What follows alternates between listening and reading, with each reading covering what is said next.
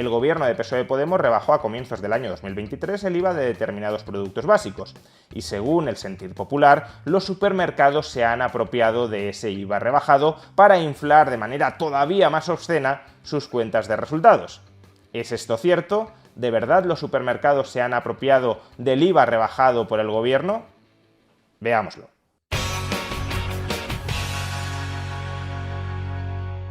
Los precios de los alimentos no dejan de subir en España y en Europa, y todos aquellos que se niegan a reconocer que la inflación en estos momentos es en gran medida un fenómeno monetario y fiscal, tienen que buscar recurrentemente excusas para justificar que estas subidas de precios no traen causa de la política monetaria y de la política fiscal que se ha venido desarrollando durante los últimos años.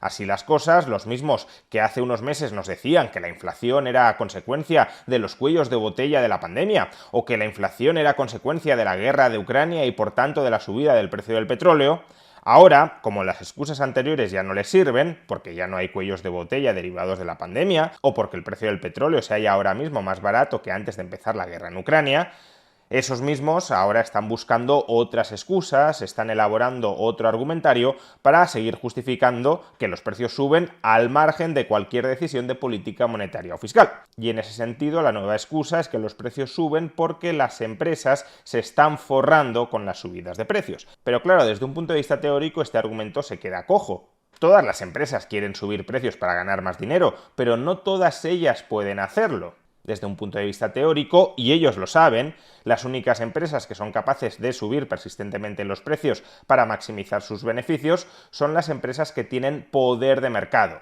El caso paradigmático serían los monopolios, es decir, empresas que no tienen competencia, que no están presentes en mercados disputables y que precisamente porque tienen la sartén por el mango, precisamente porque son los únicos proveedores o uno de los pocos proveedores que hay en ese mercado, tienen la capacidad de influir, de fijar, de determinar el precio que rige en ese mercado.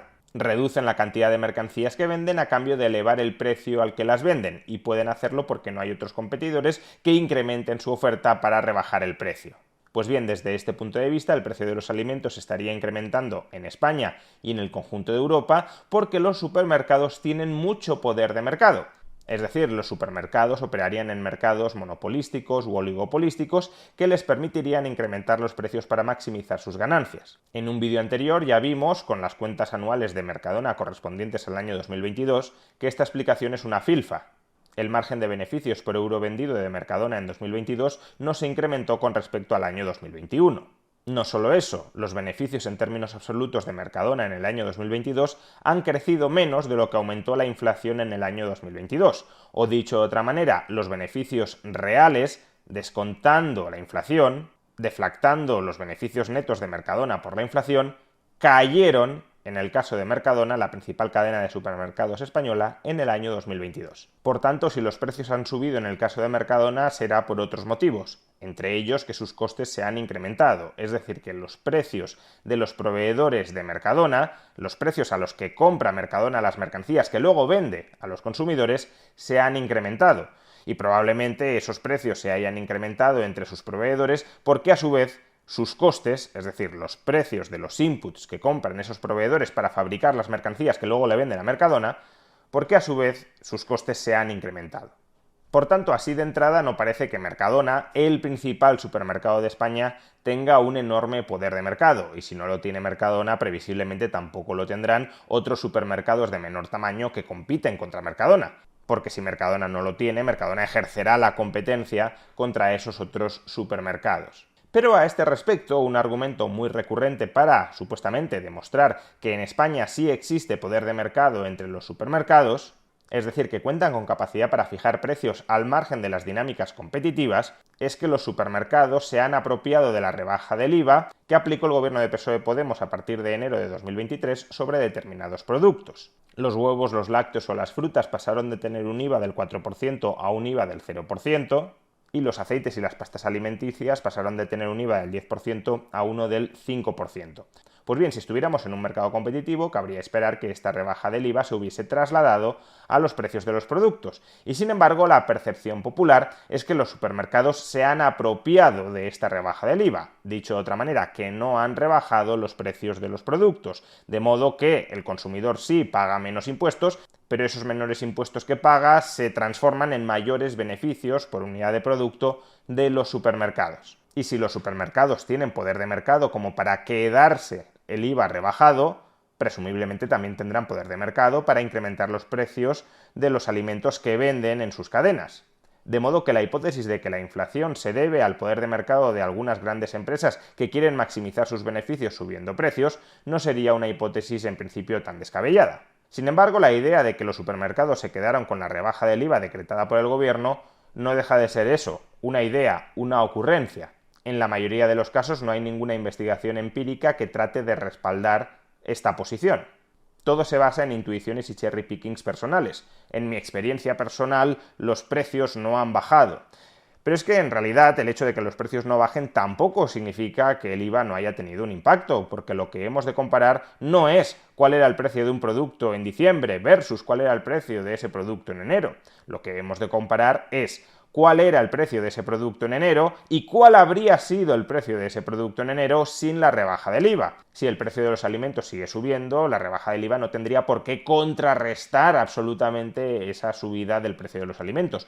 Como mucho podría frenarla. De modo que lo que realmente nos interesa para saber si los supermercados han trasladado la rebaja del IVA a los alimentos o no lo han hecho, es conocer cuál sería el escenario contrafactual en caso de que no se hubiese rebajado el IVA. ¿Habrían subido los precios de los productos afectados por la rebaja todavía más de lo que lo han hecho o no? Y bien, esta investigación empírica clave para poder hablar con propiedad sobre si los supermercados se han apropiado o no se han apropiado de la rebaja del IVA decretada por el gobierno es la que acaba de desarrollar y publicar el Centro de Política Económica de ESADE. En un estudio publicado por Miguel Almunia, Javier Martínez y Ángel Martínez Jorge, se investiga en qué medida los supermercados absorbieron o trasladaron la rebaja del IVA a los productos que venden y que se ven afectados por esa rebaja del IVA.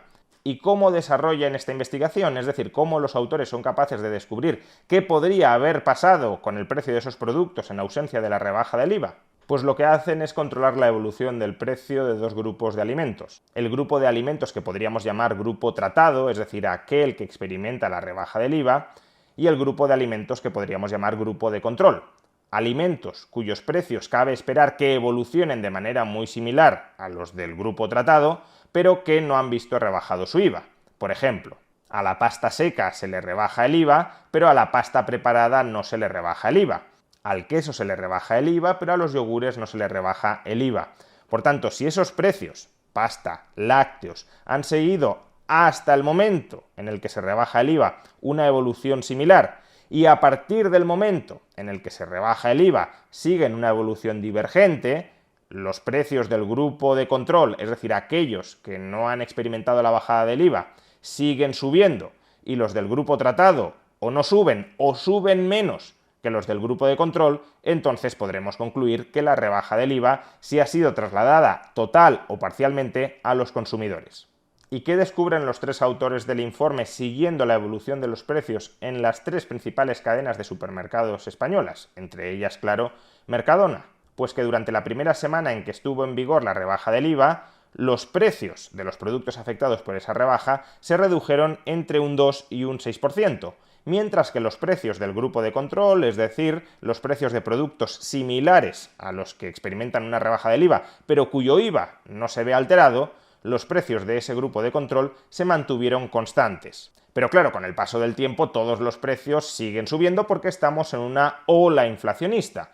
Con lo cual, a lo mejor sucede que los supermercados rebajaron los precios la primera semana para guardar las apariencias, pero luego incrementaron sobreproporcionalmente los precios de los alimentos del grupo tratado, los precios de los alimentos cuyo IVA fue rebajado, para así maximizar sus ganancias. Pero tampoco, como podemos observar en esta evolución de los precios, es verdad que los precios tanto del grupo de control como del grupo tratado aumentan con el tiempo, pero persiste un diferencial entre los precios del grupo tratado y los precios del grupo de control, diferencial que se abre en el momento en el que se rebaja el IVA, Persiste, como digo, un diferencial entre ambos grupos de alimentos que es explicable en un 90% por la rebaja del IVA. Dicho de otra manera, los tres principales supermercados españoles sí trasladaron en un 90% la rebaja del IVA a los consumidores. No se aprecia, por tanto, poder de mercado para manipular los precios a su antojo. Y por tanto, la hipótesis de que los precios de los alimentos están ahora mismo subiendo porque las empresas son muy malas y son muy poderosas y utilizan esa maldad y ese poder para lucrarse a costa de arruinar a las familias, es una hipótesis que al menos con este estudio no podemos decir ni mucho menos que queda descartada, pero sí queda debilitada. Lo anterior, cuidado, no significa que la rebaja del IVA del gobierno sea una medida potentísima para conseguir contrarrestar los efectos dilutorios sobre el poder adquisitivo de las familias que está teniendo la inflación. Los propios autores del informe estiman que si la rebaja del IVA se mantuviera a lo largo de todo 2023, las familias de renta más baja ahorrarían en sus presupuestos anuales la asombrosa cifra de, atención, 35 euros. Y por su parte, las familias de renta más alta ahorrarían 85 euros. Sin embargo, la medida sigue teniendo efectos progresivos, dado que 35 euros representa más sobre el presupuesto, sobre los ingresos de las familias pobres, que 85 euros sobre los ingresos de las familias ricas. En cualquier caso, se trata de una medida muy escasa, insuficiente, para contrarrestar toda la pérdida de poder adquisitivo que han experimentado las familias a cuenta de la inflación, que en cambio se ha beneficiado sobremanera a los distintos gobiernos y entre ellos al gobierno de España. En definitiva, los gobiernos nos reparten migajas después de habernos expropiado la barra de pan que previamente le hemos comprado al panadero. Y esos gobiernos que nos han robado la barra de pan tienen el descaro de culpar de ese robo, de esa expropiación, al pobre panadero, que en este caso ni ha pinchado ni ha cortado, salvo para convertirse en el chivo expiatorio del ladrón de esta historia, del gobierno.